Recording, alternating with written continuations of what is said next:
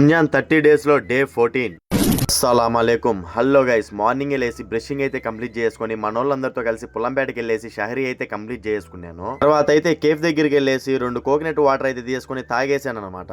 అజర్ నమాజ్ కి టైం అవ్వగానే మసీద్కి వెళ్ళేసి నమాజ్ అయితే చదివేసుకుని ఇంటికి అయితే వచ్చేసి కాసేపు అయితే రెస్ట్ తీసుకున్నాను. ఈ రోజు అయితే ఎగ్జామ్ ఉందనేసి ఫ్రెష్ అప్ అయ్యేసి డైరెక్ట్ గా రాజంపేటకి అయితే స్టార్ట్ అయిపోయాను. సెంటర్ దగ్గరికి అయితే వచ్చేసాను. ఇంకా ఎగ్జామ్ అయిపోయిన తర్వాత అయితే కలుసుకుందాము.